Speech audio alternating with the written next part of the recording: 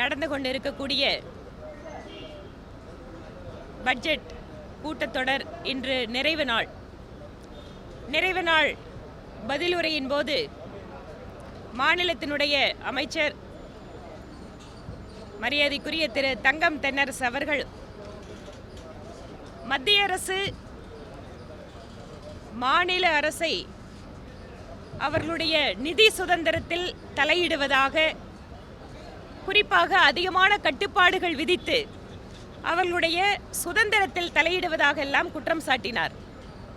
அதேபோல தமிழகத்திற்கு மத்திய அரசு வழங்கக்கூடிய பல்வேறு விதமான நிதி உதவிகள், குறிப்பாக திட்டங்களுக்கு வழங்கப்படுவது, அனைவருக்கும் வீடு திட்டத்தில் எவ்வளவு மத்திய அரசு வழங்குகிறது, கிராமப்புறத்திற்கு நகர்ப்புறத்திற்கு எத்தனை மாநில அரசு வழங்குகிறது என்பதை பற்றியெல்லாம் குறிப்பிட்டார்.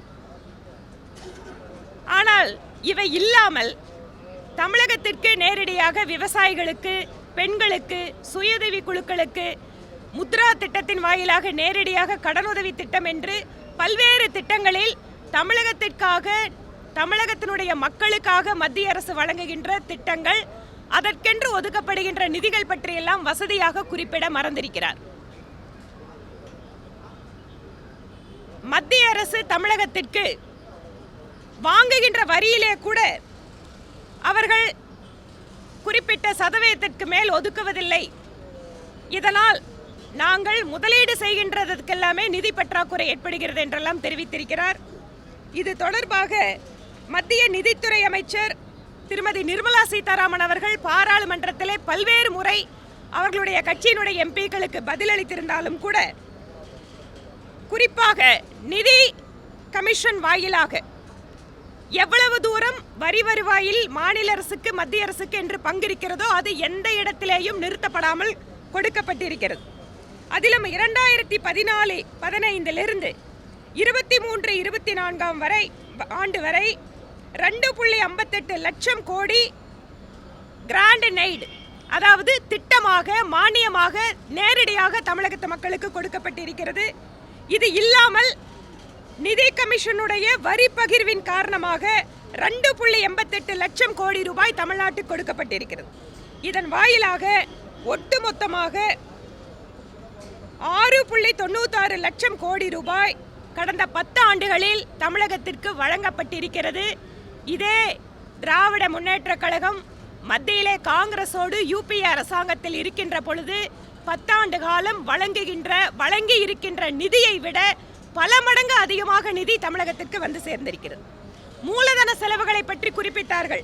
இந்த மூலதன செலவுகளுக்காக மட்டுமே 6412 கோடி ரூபாய், இது 50 வருட கடனாக தமிழகத்திற்கு வழங்கப்பட்டிருக்கிறது. இவற்றையெல்லாம் வசதியாக மாநிலத்தினுடைய மரியாதைக்குரிய நிதியமைச்சர் சட்டப்பேரவையிலே தெரிவிக்காமல் ஏதோ மாற்றாந்தாய் மனப்பான்மையோடு மத்திய அரசு மாநில அரசை நடத்துகிறது என்ற குற்றச்சாட்டை தொடர்ச்சியாக வைத்துக் கொண்டு வருகிறார். ஆனால் விவசாயிகளுக்கு வருஷத்துக்கு 6000 ரூபாய் கொடுக்கிறது, அது தமிழ்நாட்டு விவசாயிகளுக்கு தானே கொடுக்குறாங்க. சுயஉதவி குழுக்களுக்காக அதிகமான நிதி, கேஸ் கனெக்ஷன்ல வரக்கூடிய அந்த நிதி அப்படிங்கிறதும் நம்ம தமிழகத்து பெண்களுக்கு தான் கிடைக்குது. இந்த மாதிரி பல்வேறு திட்டங்கள் வாயிலாக நேரடி வரி வருவாயை விட அதிகமாக தமிழகத்திற்கு நிதி வழங்கப்பட்டிருக்கிறது. இவர்கள் அமைச்சர்களாக இருக்கின்ற காரணத்தால் இவர்கள் பேசுகின்ற பொழுது எங்களுக்கெல்லாம் பேசுறதுக்கு வாய்ப்பில்லைங்கிறதால இந்த தகவல்களை எல்லாம் நாங்கள் மக்களிடம் உங்கள் வாயிலாக பகிர்ந்து கொள்ள வேண்டி இருக்கிறது. இவை இல்லாமல் ஒரு சில திட்டங்களை பற்றி மட்டும்தான் குறிப்பிட்டார். அனைவருக்கும் வீடு திட்டம், இந்த மாதிரி எல்லாம் நாங்கள் கேட்கிறோம். தமிழகத்திற்கு பல்வேறு மத்திய அரசு திட்டங்கள் வாயிலாக, அது ஜல்ஜீவன் மிஷனை பற்றி குறிப்பிடவே இல்லை. அவர் எத்தனை குடிநீர் இணைப்புக்கு மத்திய அரசு நிதி கொடுத்திருக்கு, அதே போல கடனுதவி திட்டத்தின் வாயிலாக எத்தனை வந்திருக்கு. இந்த மாதிரி ஒவ்வொன்றாக தனித்தனியான புள்ளி விவரங்களை மாநில அரசு வெளியிட வேண்டும். அதிலும் ஏழை எளிய மக்கள் பசியாற வேண்டும் என்பதற்காக உணவு தானியங்களை மத்திய அரசு இலவசமாக வழங்கி கொண்டிருக்கிறது. அதை பற்றி மாநிலத்தினுடைய நிதியமைச்சர் வசதியாக மறந்திருக்கிறார். அந்த உணவு தானியங்கள் எல்லாம் தமிழகத்து மக்களுடைய வயிற்றினுடைய பசியை போக்குவதற்கு தான் கொடுக்கப்படுகிறது. ஆக ஒவ்வொரு திட்டங்கள் வழியாக மத்திய அரசு எத்தனை நிதியை தமிழகத்திற்கு வழங்கி கொண்டிருக்கிறது என்கின்ற முழுமையான அறிக்கையை அவர் வெளியிட வேண்டும் என பாரதிய ஜனதா கட்சி சார்பில் கேட்டுக்கொள்கிறோம். அதே போல இன்று மாநிலத்தினுடைய முதலமைச்சர் மரியாதைக்குரிய திரு M.K. ஸ்டாலின் அவர்கள் நான் கோவையினுடைய நூலகம் அமைப்பதற்காக நிதி ஒதுக்கீடு மற்றும் கால அளவை பற்றி நேற்று கேள்வி எழுப்பியிருந்ததற்காக இன்று தனியாக ஒரு பதிலை எனக்கு அளித்திருக்கிறார். அந்த பதிலுக்கு என்னுடைய நன்றிகளை தெரிவிக்கின்ற இந்த வேளையில் ஒவ்வொரு திட்டமுமே அதுபோக நொய்யல் ஆறுக்காக நான் நேற்று பேசியிருந்தேன். மத்திய அரசு கிட்டத்தட்ட 990 கோடி ரூபாய் இந்த நடந்தாய் வாழி காவேரி திட்டத்திற்கு ஒதுக்கீடு பண்ணியிருக்காங்க. ஆனால் இப்போ இந்த பட்ஜெட்டில் டிபிஆர் தயாரிக்கிறதுக்காக மட்டும் வேறு 5 கோடியை மாநில அரசு கொடுத்துருக்கு. இதெல்லாம் இதற்கான விளக்கங்கள் எல்லாம் எதுவும் இல்லை.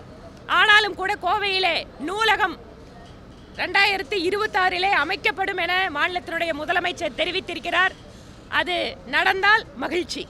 அவை இல்லாமல் தென்னை விவசாயிகளுடைய நீண்ட நாள் கோரிக்கை பற்றி நான் குறிப்பிட்டதற்கு மாநிலத்தினுடைய விவசாயத்துறை அமைச்சரும் பதிலளித்திருக்கிறார். தேங்காய் எண்ணெயை ரேஷன் கடைகள் வாயிலாக வழங்கப்பட வேண்டும் என்கின்ற தென்னை விவசாயிகளுடைய கோரிக்கை பரிசீலிக்கப்படும் தான் இப்போ அறிவிப்பு வந்திருக்கு. அதுக்கும் உறுதியான பதில் இல்லை. அது எங்களுக்கு ஏமாற்றம் அளிக்கிறது. அண்மை செய்திகளை உடனுக்குடன் தெரிந்து கொள்ள இணைந்திருங்கள் இயம்நாடு தொலைக்காட்சியுடன்.